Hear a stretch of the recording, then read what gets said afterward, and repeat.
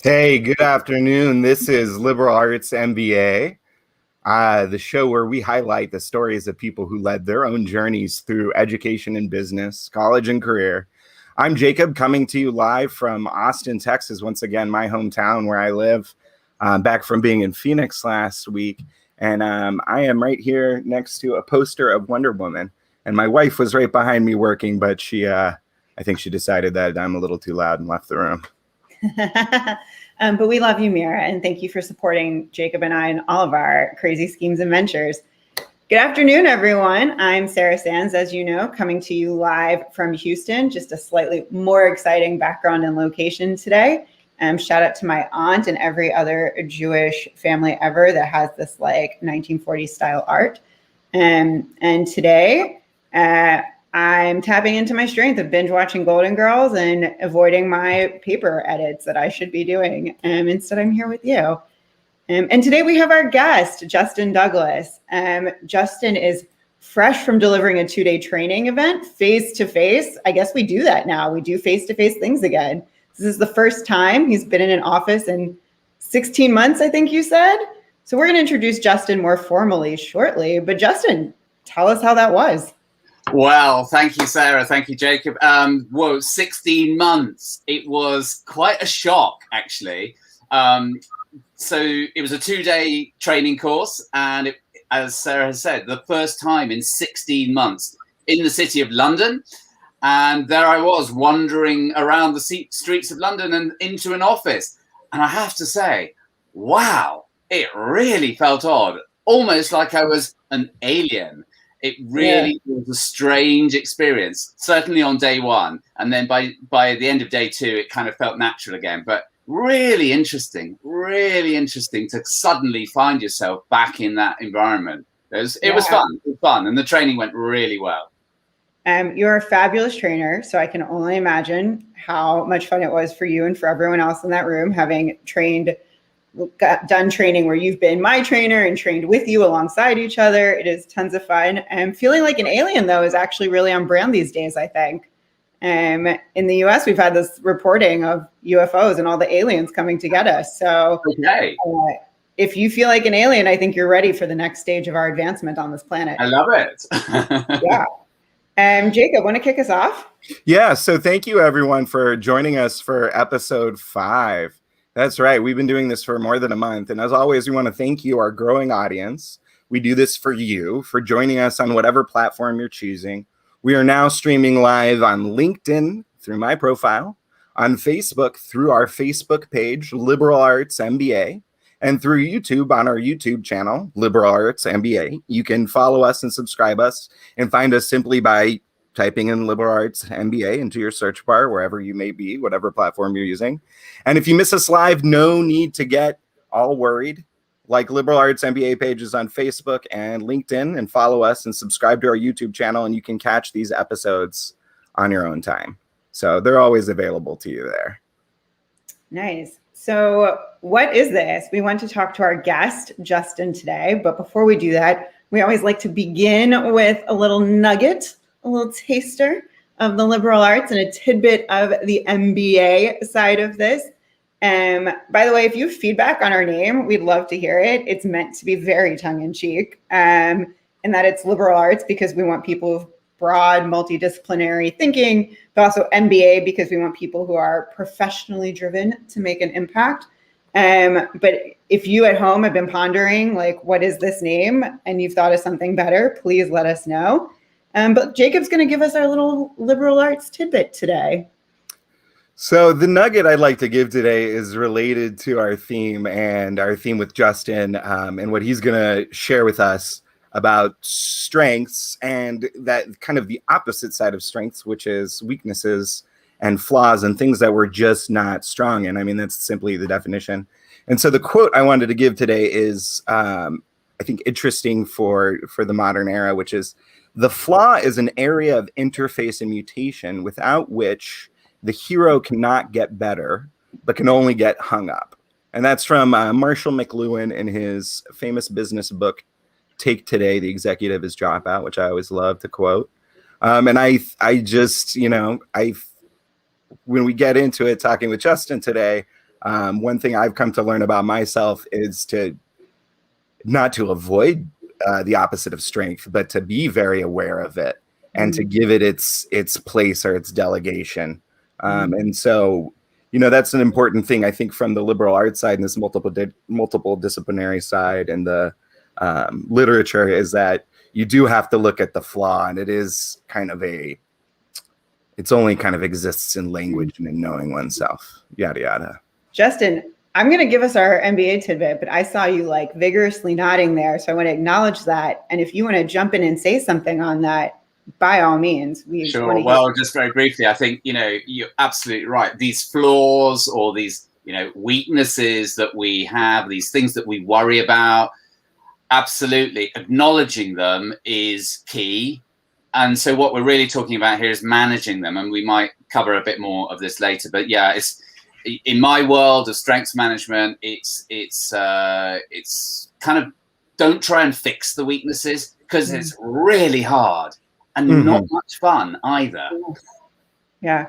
I remember, and we'll talk about this more. We keep previewing them more, so we'll get to it. But when I did what was previously Gallup Strengths Finder, now Clifton Strengths, when I did that training with you, many moons ago, 2012, 2013, something like that now, you explicitly told us, don't focus on the weaknesses. The weaknesses are only weaknesses if they're actually things that are holding you back and preventing you from progressing. Otherwise, they're just lesser strengths. And continue to move on and just build on what you have. So I know we'll get to more of that. Let me bring up our little MBA nugget. If you're having some chicken nuggets, have an MBA nugget.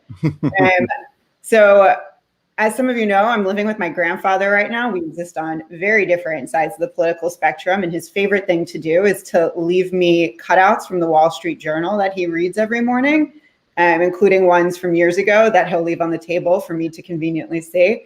So this piece comes from September 3rd, 2018, when I think we were all much more young and innocent and had less gray hair. It's from an article about 10 things they didn't tell you at freshman orientation by David Galertner. Probably said that wrong. Sorry, David. I disagree with nearly everything he said in it, except for point number 9, which is, don't expect to be guided in your social life by the behavior of older students. Most of your peers have no clue how to lead their lives, in part because the older generation hasn't bothered to give any real guidance. Of all the ways in which we old people have failed you young ones, this is the worst. Many students are miserable, more than you would ever guess. If you can find one older person anywhere in the world whom you trust and can talk to, you'll be way ahead of the game.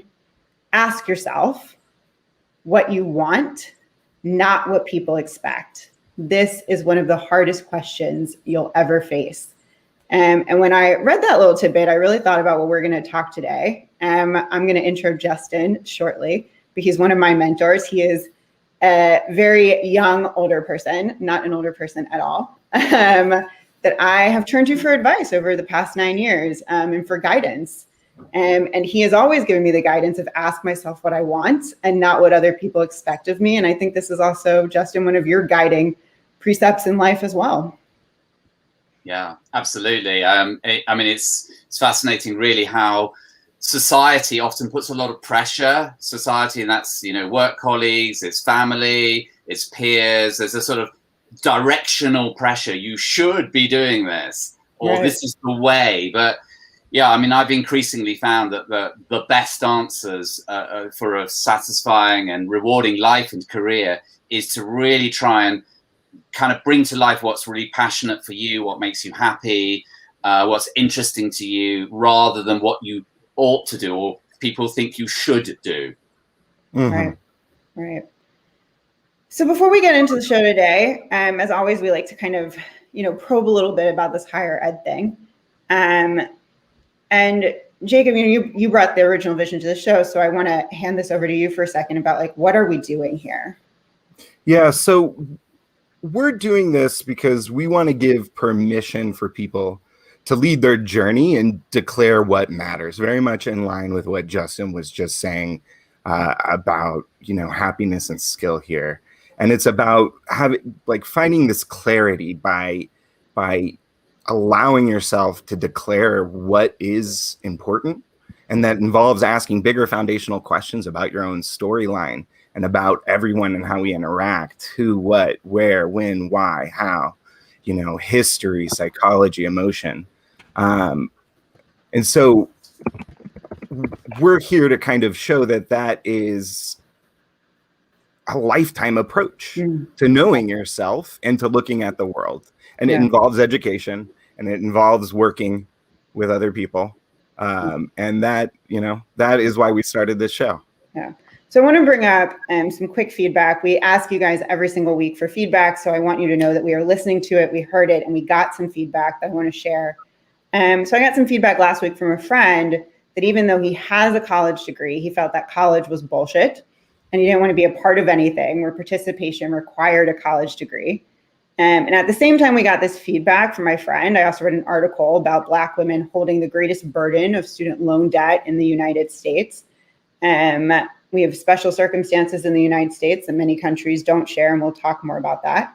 But as I reflected on these things in the context of the show, it brought me back, Jacob, to our original questions, which is, who is college for? Who is included and excluded from college? And what is the value of a degree? And I think we'll have time in other episodes to get more into like who's included and excluded. But I want to jump right now to clarifying something about the invitation to participate in our show that, college isn't for everyone and not everyone should go to college. So although everyone should have the opportunity to do so if they want to, there are a lot of reasons why people choose not to go to college, and we want to acknowledge that. So while we've primarily talked to people right now about 4-year degree programs, or in the UK, they're 3-year degree programs usually, there are loads of other kinds of degree programs that are really valuable. And if you've done those, you should reach out to us. This includes community college and vocational and trade schools, other certification programs that we don't even know about, but should be talking about. Jacob, what am I missing here? I feel like, there's this edge of the debate in which these specific degrees and piece of paper and the shape that they've taken, at least we think that it's been forever because universities and higher learning have been around forever. Apprenticeship has been around forever, but the educational model that we're in is like a 50, 60-year-old thing. And maybe Justin can touch in on this, is that just hit my mind thinking in this context and framework of skills and strengths, is that higher ed is delivered through a specific skill set. And a lot of people can grow that while they're in college. And a lot of people need to leave because they cannot do it in the time frame. And it's the skill set of doing college and that kind of learning, which is valuable in and of itself, but isn't, it can be very much a weakness for a lot of people. And it is, and it becomes an exclusive weakness. So it's just that any sort of learning is valuable. The destination in terms of that piece of paper is kind of whatever. The destination is where you're taking yourself, right? It's what you're giving to other people and what you're discovering about yourself. That's my 2 cents. We should probably switch gears and get into it now. Let me introduce Justin, who's nodding a lot and has so much to say. So we're going to turn it over to him to talk in a second. So I have the distinct pleasure of introducing Justin Douglas. Justin is a remarkable human with an extraordinary range of expertise and insights from his diverse career as a fellow of the Institute of Chartered Accountants in England and Wales, a certified management consultant at PwC and IBM, and most recently as an independent and much celebrated business skills trainer, and previously Gallup certified strengths coach, now Clifton Strengths coach. Justin has a degree in natural sciences from Durham University in the UK. I think I forgot to say that before, so I'll say it now. But alongside this, he's known for his passionate care for the environment and building a reputation as a sustainability influencer for his expert knowledge of and also expert knowledge on ethical personal finance. So he's been one of my mentors, and I want to officially welcome him to the show. Thank you so much, Sarah. It's really great to be here, and thank you for that very warm welcome and hearing all those things like, oh my goodness, all of that. But it just shows, doesn't it, really, how a career is very much a journey. And it's interesting, this point, you ended there with the kind of sustainability influencing side of things. That's kind of fascinating, because I only found myself kind of doing that through LinkedIn. And I think it just, maybe I'll just pick this one story and then we'll probably park this subject. But what was interesting for me was, it is a passion. It is something I worry about enormously, is the state of our planet. And I would sort of highlight things that I've read or that I'm doing. Interestingly, when I do things, it's more influential. And you tell the story of that, and then people are like, oh yeah, great. And they start to engage with the same. And sometimes, and this is the interesting part about influence, sometimes I find myself, oh, is it worth it? Does anyone make any difference? Do they ever bother? And one young chap in Africa wrote to me and he said, Justin, I hadn't thought of it this way. You've really helped me as a young lad think about this kind of thing in a new way. And I was like, whoa, yes, you can influence. You never know who you might touch through your communications. And I that's a valuable lesson I learned getting engaged. That's awesome. And this young person was, the connection was directly through LinkedIn, correct? Yeah. Yes, correct. That's really awesome. I want to commend you for that, because part of the mission here, I think, is that to expand the conversations that are on LinkedIn, that most business conversations kind of break down to what's also in the Wall Street Journal, and that's important, but there's enough conversation about that. There's so much more to the business world than business reporting. Yes. And I definitely, sustainability is an awesome thing, because it's inclusive, and it's it's not the same goal as everyone else on LinkedIn who's and yet, when we think about it, it really is kind of everyone's future. We're all in it together. Yeah. I want us to start into your story. Sure. So let's really start, we always like to start with how people decide in the first place to go to university and how they decided to go there and what they decided to study.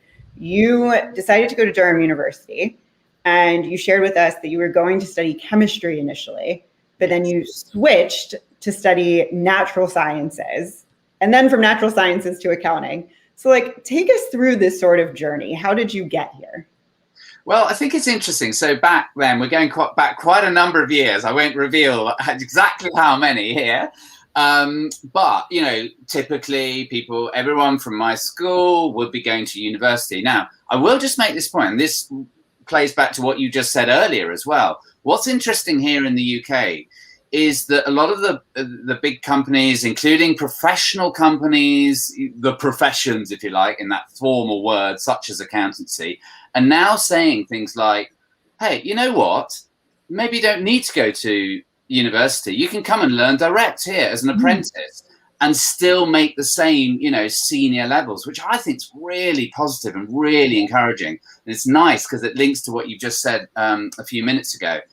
And but back then, it was kind of like, yes, I'm going to university, almost like with my eyes closed. That's what I would do. Yeah. And I did choose chemistry. You're absolutely right. I did choose chemistry. And but I took a year off, which is also something that's quite common in the UK. We call them gap year. And I took this year off. And during that time, I thought, do I really want to do chemistry?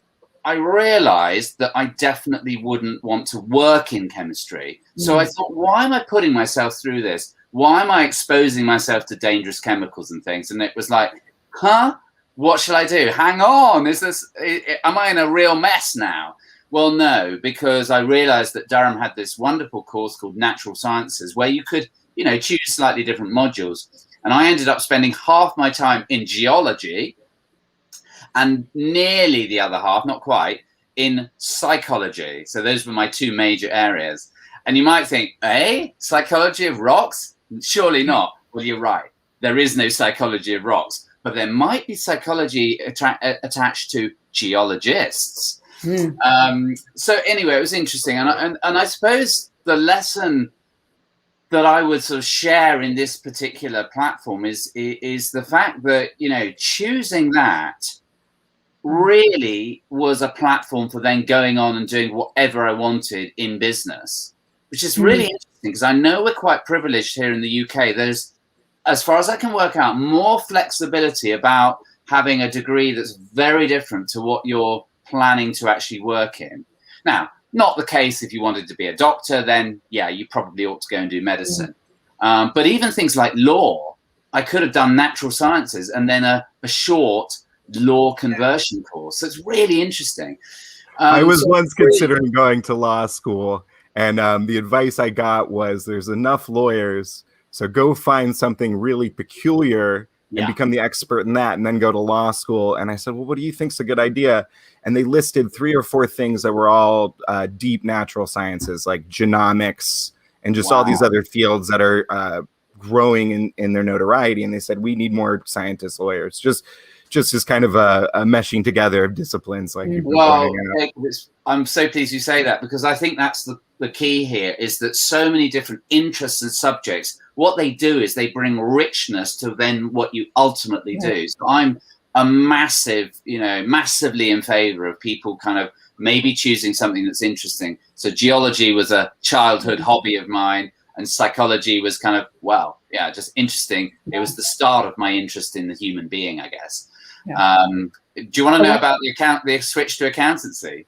I do, but I want to call out for one moment that you seem to have gone full circle and cycle in this, which is that you started with natural sciences, a split between geology, which is at its heart a real care and interest and curiosity for the planet and the well-being of the planet, and also in psychology. And now you are a strengths coach, helping people identify their particular strengths in their journey, which is very much a psychological pursuit. And your biggest side project is around increasing awareness around sustainability and environmentalism. So these things really come to shape us in ways that we don't even realize in the full cycle. And you're totally right. I did not expect that to happen. And so it's interesting that those things come back, eventually at some point. Take us into the accounting, because I think this will help us better understand some of the nuanced differences between the UK and the US system in a second. Yeah, well, it was very interesting. I mean, back then, and I think still today, accountancy will take a lot of people in because they need a lot of people out there doing what I call the field work, auditing companies to see their history of, their financial accounts and so on. So it's a big sort of resource pool. And I mean, like so many young people, I'll be honest, I did not know what I wanted to do. But there were loads of jobs in accountancy. I thought, maybe this is quite an easy way to go. And I was kind of interested in business and things, but not super interested. But my mum, she was funny. She used to say, he's a born accountant. Well, how could I refuse my mum? Okay, mum, I'll be an accountant. I love it. I think, to a little bit of your earlier point about is it easier or harder in the US or in the UK to kind of pivot in your career? And what I found so interesting when I was in the UK, so I did my master's there. I got a master's in what, in the US translates to a master's in education policy. I had a liberal arts background in political economy and English from a university here. When I first went on the job market after my master's, I was in the UK, and IBM had this amazing, graduate program, consulting by degrees, that said, you with all the social skills and the soft skills and this broad interdisciplinary background, you're who we want. We can train you in the hard stuff. You'll go through our 6-week program. we'll bring you up in your skills. We'll set you on a project with a mentor early on to put you on your way in the tech and the business consulting. But we can't necessarily teach you how to develop relationships across a wide variety of expertise and subjects. So you come to us with that and we'll train you what we need you to know to do business for us. And that at the time, I think some of this in the in the US is changing, that there's now a broader acceptance of like vocational and professional and trade sort of focused programs that are like apprenticeships.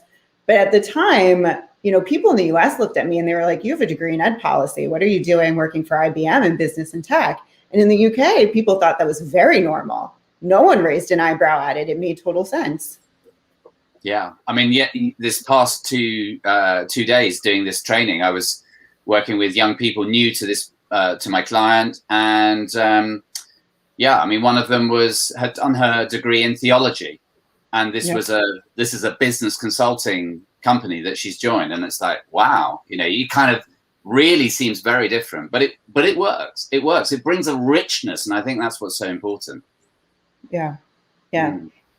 Jacob, you're nodding. Do you have something you want to add here? Or are you just agreeing? I just agree with the richness of, having a diversity in educational background. And in the richness is this kind of like that person is rich. And therefore, by being themselves in the community, the community is richer by virtue of that. But I just agree with all of that.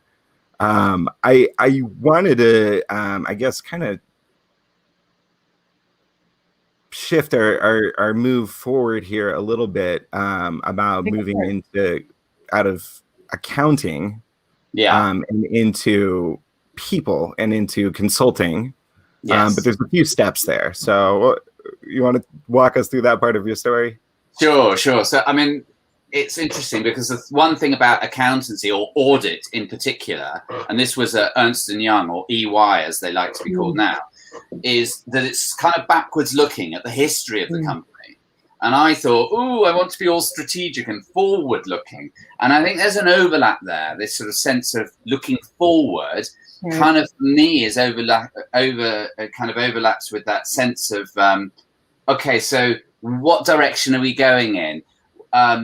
What is the role for people's future? So there's some sort of strange thing. I wasn't so keen on history. I was more keen on looking forward.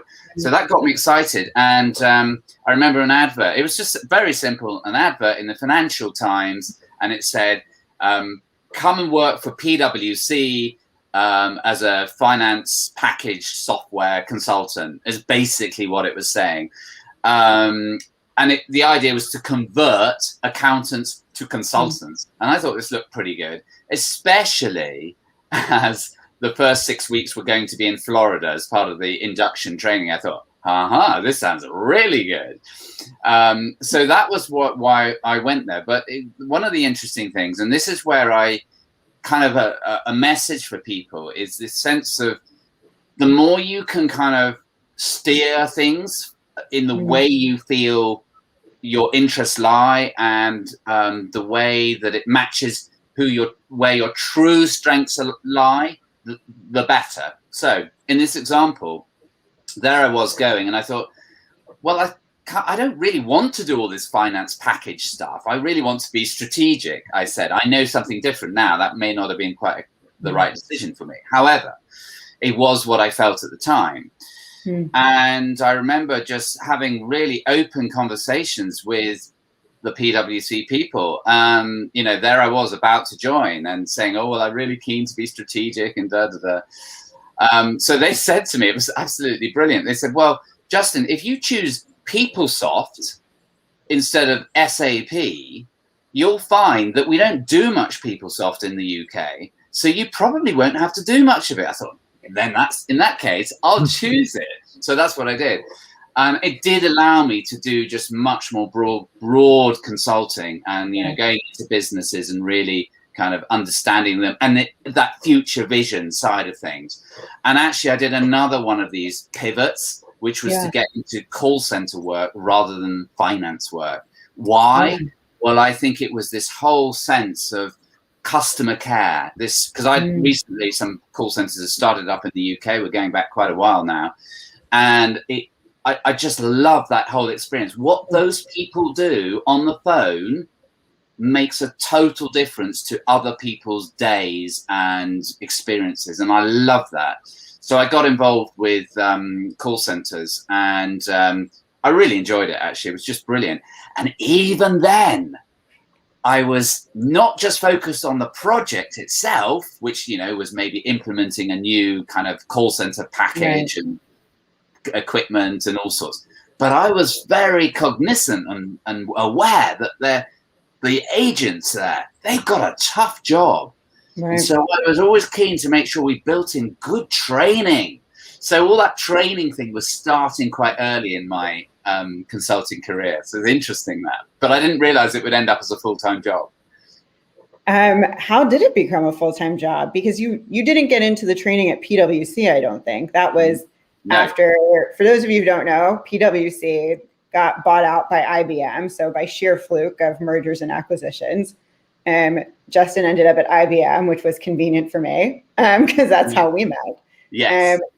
But you weren't doing the training yet when you were at PwC. That was at IBM. How did you find a way to go from recognizing that you had a passion for development and for training and training people, and then you were able to orchestrate that? What did that look like? Well, Sara, it's so interesting because you're absolutely right. PwC sold their consulting division to IBM. And that was about 2002. It was in that year, I think, or was it 2003 now? Anyway, it doesn't matter. 2002. And, but I didn't switch into full-time training until 2012. So I did a lot of different projects, and they were interesting. Not all call centers, but lots of different things. And it was a great career, and I'd recommend it to anyone who's fascinated in experiencing lots of different things. And when I think about my strengths, I realize how I was focusing on them. One of my strengths is actually called adaptability, from the Clifton Strengths set of themes. And I realize now how relevant that was, because literally you could throw me into all sorts of environments and I would thrive and I would enjoy it. And that's the key here. When we focus on our strengths, we enjoy it. And there was a project I was doing down in Wales, which is the west part of the UK. It's like a sub-country for those that may not be so aware of the UK structure. And it was the driving license organisation, the British Driving Licence and Vehicle Licensing. Big project. So we had an individual person responsible for the kind of the learning and welfare of all the consultants and subcontractors and all sorts of people working there. And I thought, I really like the idea of this role, looking after people, helping people. And I guess here's the lesson, it's about persistence. So I was knocking on this guy who was in charge. He was called Pete. And I was saying, hey, Pete, any chance of me joining? No, Justin, we haven't got the budget for an extra person. I've got a junior person, but I can't have you as well. Anyway, I would just kind of keep in touch. He was a nice guy. And then I left the project, the client, for a while and went and worked in, I think it was the Middle East for a month. Anyway, I came back and I was on the train and there was Pete, and I said, oh, Pete, good to see you again. How are things? Nice bit of small talk and catch up. And I said, Pete, any movement? I'd love to still get involved. And he said, well, Justin, funny you should ask, because I'm actually going back to New Zealand. He was from New Zealand. I'm going back to New Zealand, so maybe. And here's the thing. He obviously had to clear this with the project executive. And I am absolutely convinced that I would not have got that role had I not been persistent in asking and keep expressing that interest.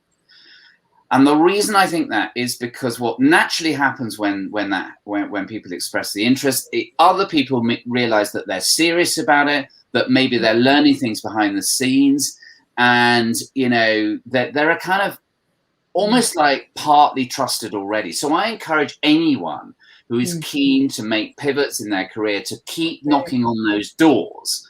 It may take you 6 months. It may take you a year. It may take you 2 weeks. There's luck involved here. But unless you do the knocks, unless you keep the communications going, it won't happen. So that's how I landed there. And then from there, I got the opportunity to become a full-time trainer. And yeah, brilliant. Love it. The rest is history. As I want to drill in on that luck part for a second. Oh, yeah. Because we met, you were my trainer for like a weird hodgepodge of a module that Consulting by Degrees had, which was like presentation, relationships, and communication. And actually, when you and I years later ended up teaching it together, we like reframed the whole thing and renamed it. And I wonder to this day if they still have it. But, you know, I met you when you were my trainer. And then I had the pleasure of being in a strengths training a few months after that, where I met you again and we connected. And at that moment, I had, you know, heard you speak enough about keep knocking on doors and keep building that relationship. And so I thought to myself in that moment, you know what? Like, I was on a project. I was also at the DVLA in Swansea, Driver's Vehicle Licensing Agency in Swansea, where you had previously been. You had all these overlapping connections and experiences, and we're doing the training. And I have an education background, and I wanted desperately to get into training. And I thought, you know what? I'm just going to sit next to him at lunch, and we'll have a talk. And maybe from there, you know, who knows? And I sat next to you. And we had a brilliant conversation, and we kept talking after that. We would check in with each other every few months, and I would ask you, is there an opportunity? Is there an opportunity? And one day I was looking for a new project to be on, and I contacted you about the fact that I was looking for a new project, and you went, aha. Yeah, exactly. I have an opportunity for you. I love this. I usually train with isn't going to be there that like for one of these trainings. And you said, do you want to train with me? And I trained with you that day. And what happened is the other people who were coordinating the program in the room looked at me and they went, she's good at this. And that was my next project. I then became an instructor for Consulting by Degrees because of the fact that I've been talking to you. And I remember turning to you in that moment and going, well, I'm just really lucky. And that was not what you said to me. You said, some of it is luck, but you also created this. You created this moment. You created this luck because you kept pursuing it. You knew what you wanted and you kept knocking on the door. So you created that moment to be lucky. Yeah, absolutely. And, you're right, because there is always luck involved, timing and who you bump into and what happens, of course. But we all have a choice all the time on whether to choose to engage with other people or not. And as you rightly say, Sarah, I mean, I just remember it so clearly. You said it with such feeling of like, oh, I feel so lucky. And it was a wonderful moment that I still share with people today, because it was this sense that, yeah, there was some luck, but actually you helped make that luck more probable. And that's the key here. The other thing I think we should mention here is the absolute. You hinted at it there when you said you were being watched by the other people running this program, and they say, "Hey, she's good at this. Let's bring her on." And again, this is reference to strengths. And so there's two angles here. There's one, you're being spotted for your talent. You're expressing your talents. But let's wind back a moment, because what you really did is you say, I love this stuff. I'm good at this stuff. Let's try and exercise it. And that's one of the key things with strengths. We may find our career path, our life path steering slightly off the track, but it doesn't matter, because we can still find those opportunities with a little bit of luck as well to come back on track, and boom, we can then express and amplify those true talents that are within us. And wow, doesn't it feel great? And I know, Jacob, you've also done the Clifton Strengths Assessment, so you know what we're talking about here. It is just magic when we start to take a strengths-based approach. Yeah, and Jacob's done it too. Jacob, do you want to pivot to this part of it? Because I think this is like really like, you know, for a lot of you listening out there, a lot of you are in the business world. And this is something that like Justin, Jacob, and I talked quite a lot about, that actually like we want to bring this to everyone. We want to like amplify it and put it on the highest volume possible. Yeah, I So I have a great story with this, or at least there's multiple plot points in which I bought the StrengthsFinder 1.0 book at an airport. I think I was a late teenager and I was interested in looking at myself, and I can't remember how it was ranked. I think maybe even the intellectual property got adjusted for StrengthsFinder 2.0, which I also bought in an airport and did later. And then I went to business school. I did an MBA and I dropped out of that program.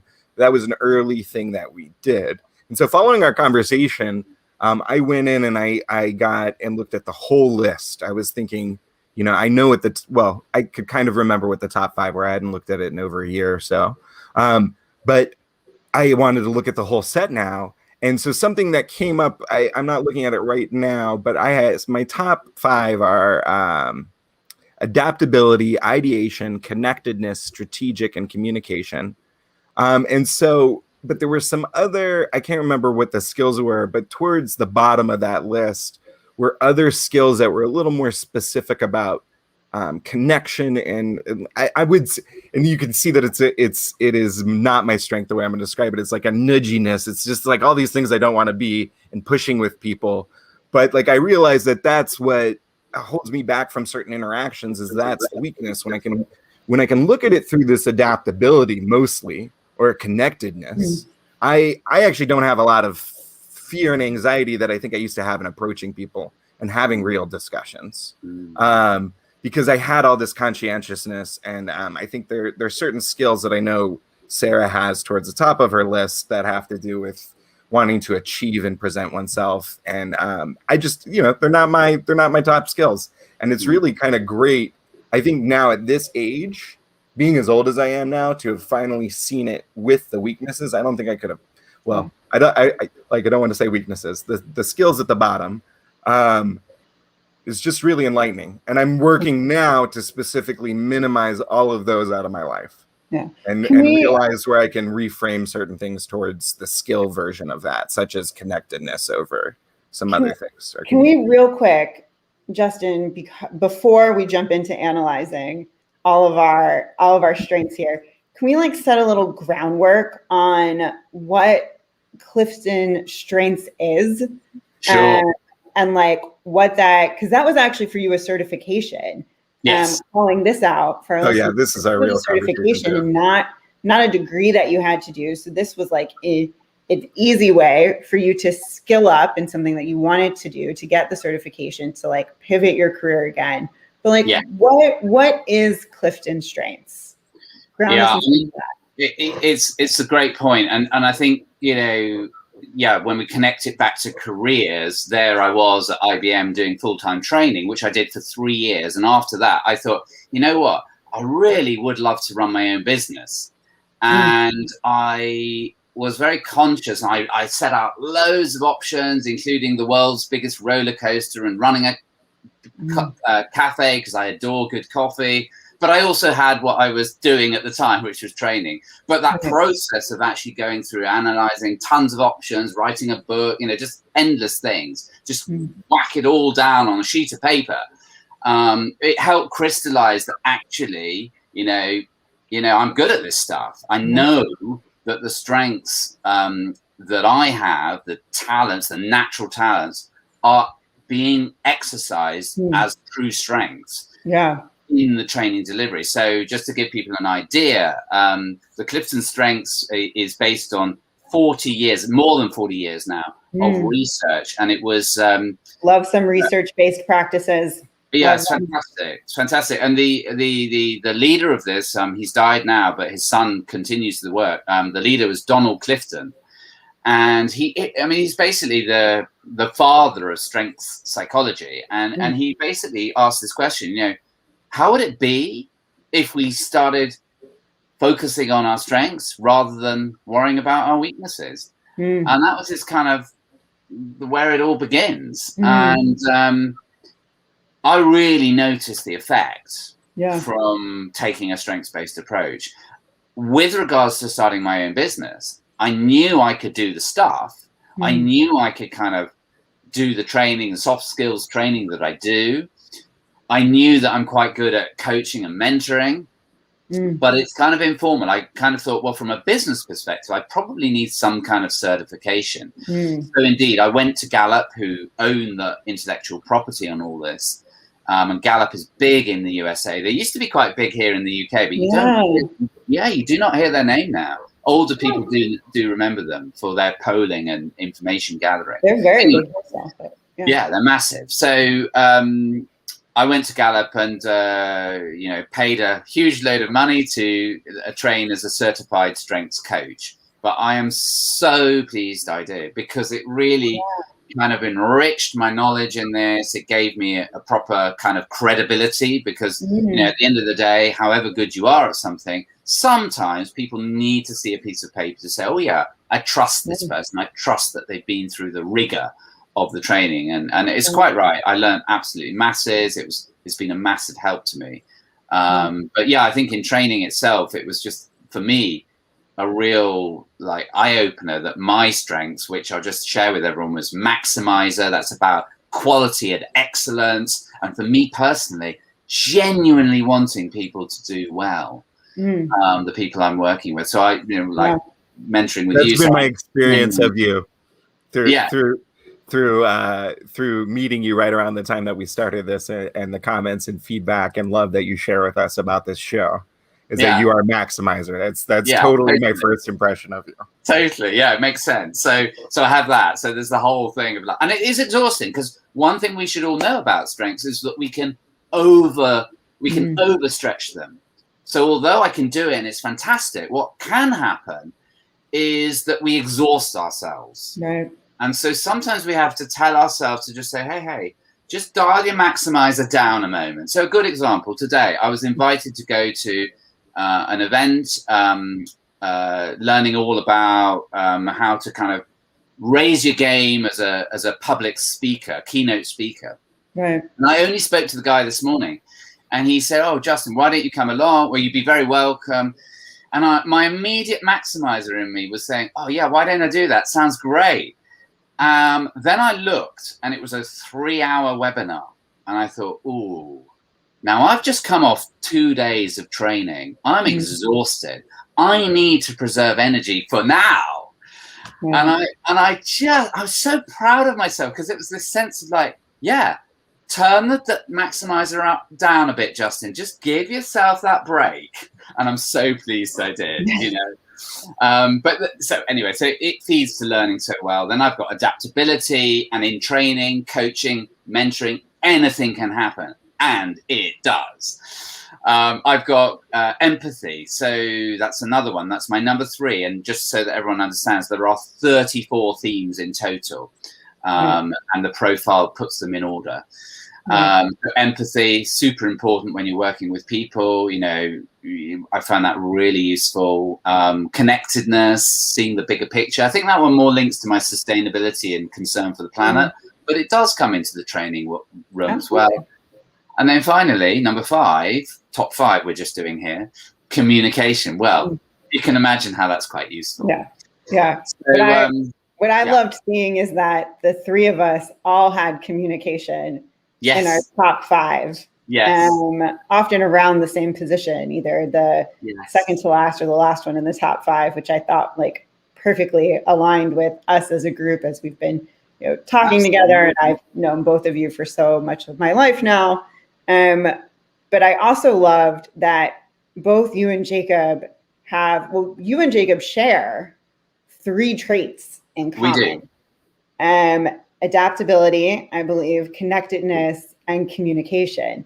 Correct. And when Jacob and I realized this today, that you guys overlapped so much, it made perfect sense to me that somehow in my natural gravitating towards people, that you guys actually shared a lot of connections and a lot of commonalities in how you approach the way that you work with others and work in the world and operate in the way that you do business. And that's very complementary to me, where I'm very much not that I don't care about people and I don't have empathy for people and I don't feel connected, but that my big drivers are being an achiever.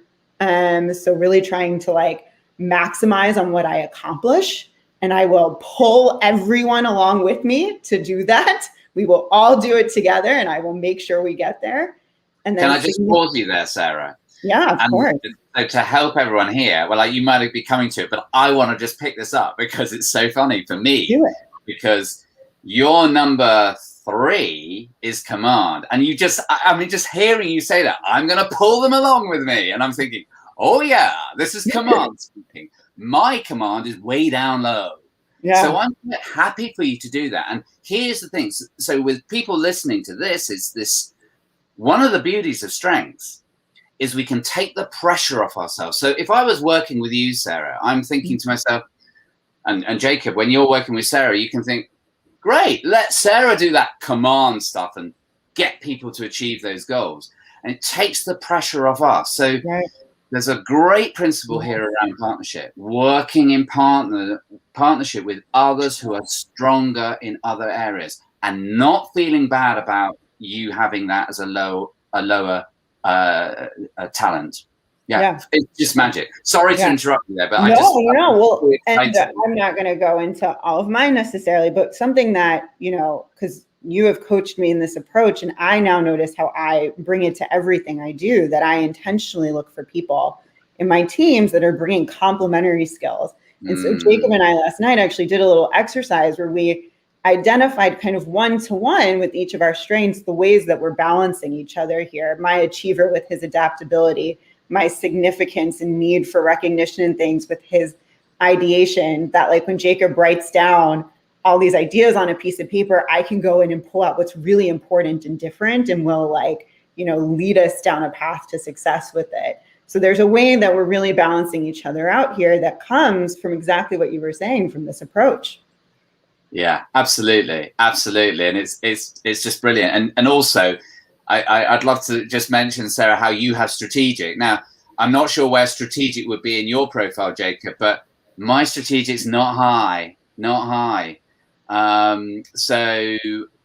But for Sarah, number 5, and I always think of you, you're really good at working out future strategy, which is just brilliant. Yeah. Jacob and I reverse communication strategic. So my communication. Oh yeah, I can see it. I can see it there in the list. Yeah. You've got strategic there. It's number 5. It works well for us as we're building this new thing together. Yeah, absolutely. So I was saying to her, as we move forward, I think one thing that'll be clear is we're going to need to hire somebody for all the kind of tedious little pieces of office work, scheduling, all those things. Sarah's been doing an amazing job scheduling people. This show is booked more than a month forward, which is fantastic, considering our infancy, and it is testament to her network. So please add her on LinkedIn. But also, I think that's an important thing for founders in any project or startup to be aware where your strengths are, lean into them. You have to, at a certain point in any organization, you have to do jobs that are not your strengths, even later on. But that awareness will set us up. We can, my goal, I think, with that is, eventually at some point we have our first hire. We want to bring someone in and have their strengths be our weaknesses so that we can all really grow well together. That would be a fantastic thing. Truly, that person is out there. Yeah, it's really interesting, Jacob, that you mention startups. I think they're a really, really fascinating kind of experimentation area for people like me as strengths coaches, because when you get to work with a small group of people that may be just building their business, there's lots of things on their mind, a lot of things they're worried about. They're kind of sometimes jostling for position, but this sort of ability to say, hey folks, let's look at this as a team. What does the team profile look like in terms of top strengths? How can we start to pull on them? So literally thinking, okay, this is not my best area of strength. Hey, but Charles or Charlotte, we can see it is yours, and it's just this moment of sort of transparency that is it's magic. And I think in startups it can be very, very powerful because they're starting off from a cultural kind of low base. there's everything to change, everything to play for. It can be harder in bigger organizations where things are a bit more maybe stuck in a certain direction. So fascinating, very exciting for startups. We're gonna move to our close in a second, but I want to read this out. This is from Josh Elder, which for those of you who couldn't join us last week, Josh was our guest. I highly recommend that you go back and listen to his interview about his career journey from educator to still once an educator, always an educator, but now director of grants management at the Simons Foundation. So Josh just shared with us, missed the beginning of this, but excited to go back and listen to this because I really think this will help me understand who I should be looking for to hire in my team and what skill sets would complement or fill the void that I have. And Sarah, can I just mention one thing on this? It's really useful for you to know, Josh, and any others listening to it. Gallup are very strict about this, and you'll understand why when I say it. But Clifton Strengths assessments should never be used for recruitment purposes. You can understand why, because as soon as you do it, people start to try and think what I should be and start to try and influence the results. So you're absolutely right. It is a fantastic tool, or just that to be honest, the general approach of saying, okay, let's look for the complementary strengths. And what I say to a lot of people now, I say, fine, by all means, ask people, hey, have you done your Clifton Strengths by any chance? And if they say yes, great, you've got a discussion. And also what I share with people I'm coaching or mentoring, if they're looking to shift their career and they're maybe applying for a job, well, the people I work with, they're now writing their Clifton Strengths on the bottom of their letter and application. And people have come back to me with feedback and said, Justin, I think that made a difference in me getting the job. So interesting. Jacob, you want to, we're gonna move on to rapid fire in a second, but I want Jacob is the brainchild behind a lot of our ideas and our next steps here. So I always want to set him up to be the one to intro them. This is not the end of Justin for us, is it, Jacob? No, it's not. So we had a great conversation with Justin to prepare for today. And we want to lean into Justin's wisdom and expertise.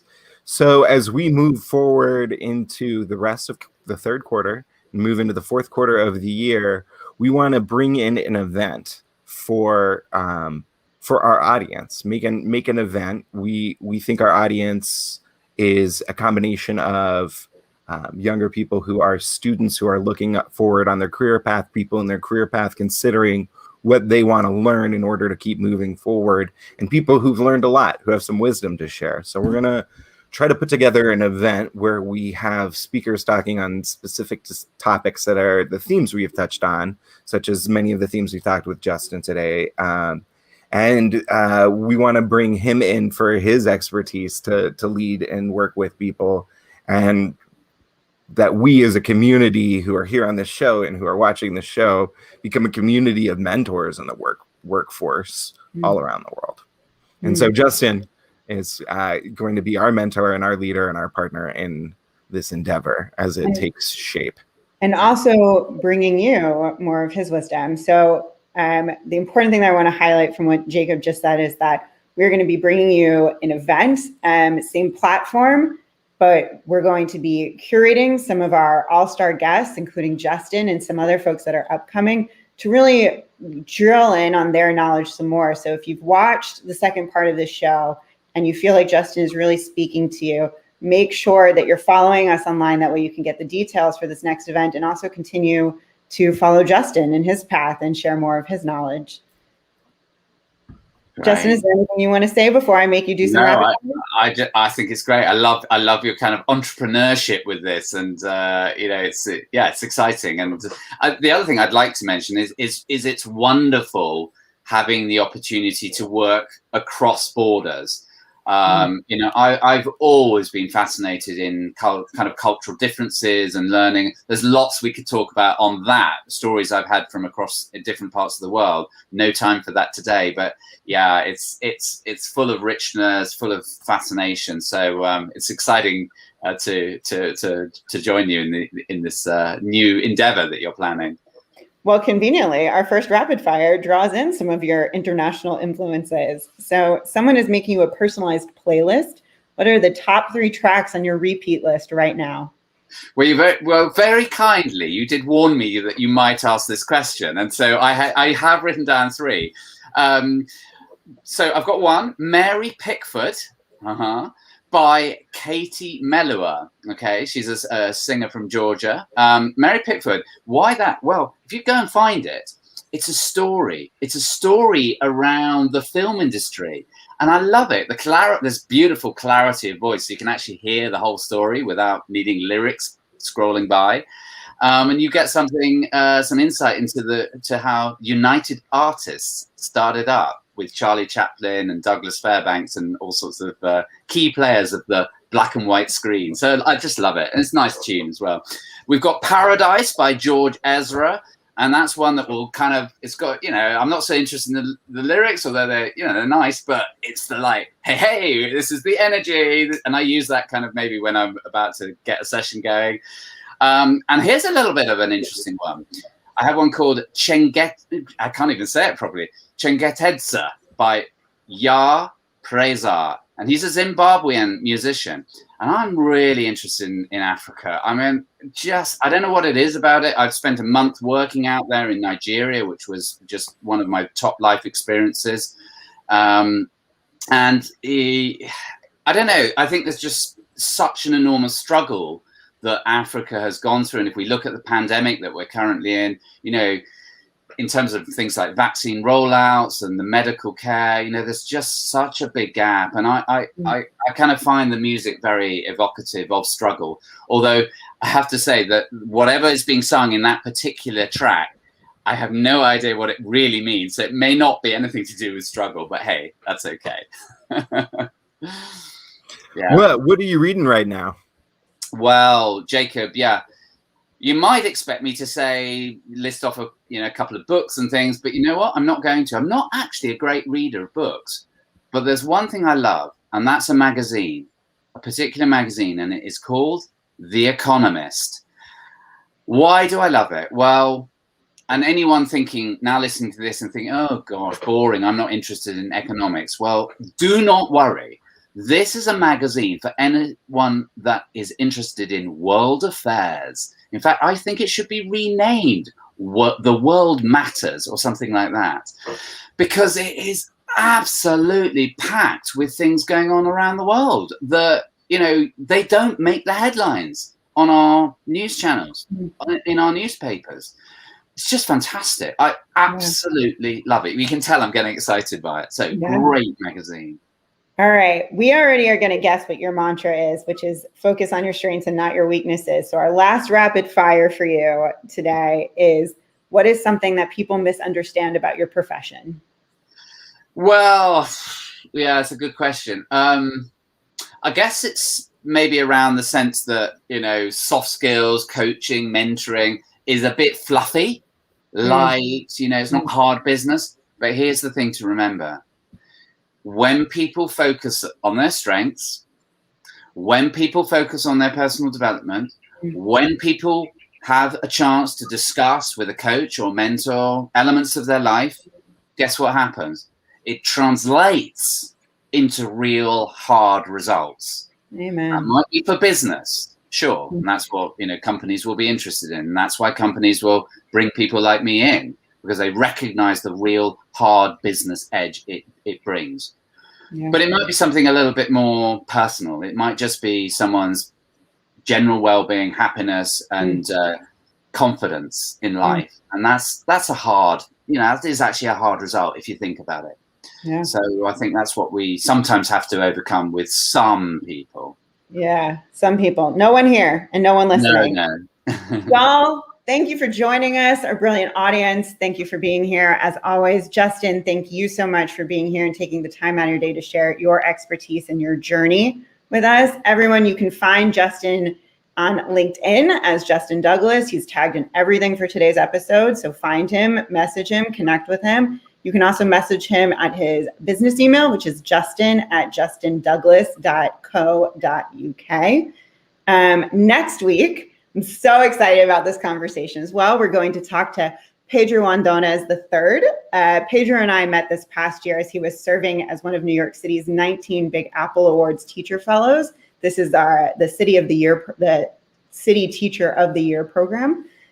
He has a degree in communications and media studies from Fordham University and took a fascinating path from sales at Verizon and then a jump to teaching middle school math, where he's moved from teacher to teacher leader and now Big Apple Award winner. And next year he's going to be serving as a master teacher and head of the math department at the Academy for Personal Leadership and Excellence, which is a middle school in the Bronx in New York City. And Pedro is also a pro wrestler. So you can catch him as big action. So we're going to unpack a lot of his journey next week. In the meantime, Jacob, tell everyone where they can find us. Yeah, if you can't wait to get more of Liberal Arts MBA, please follow our LinkedIn page. Please, myself and Sara, you can connect with us on LinkedIn. Please connect with Sara. We're trying to break 1,000 for her, so we can also apply to stream on LinkedIn there. You can also like our Facebook page and follow us there and find our stream and all our videos there. And lastly, you can find our streams on YouTube. But if those aren't your favorite social media platforms, follow us on Twitter. And we also have a Instagram that Sara set up. Do you want to be in an episode of our show? We would love to have you on. We're getting filled up through into Q4 now. So please connect with Sara on LinkedIn or with myself and let me know your major and what you're doing now. Everybody, been a pleasure. We're like every yoga instructor you've ever had, asking you to go deep, breathe deep, and lean a little more to the left these days. Take care, and we'll see you next week. Yeah. Ta-ta.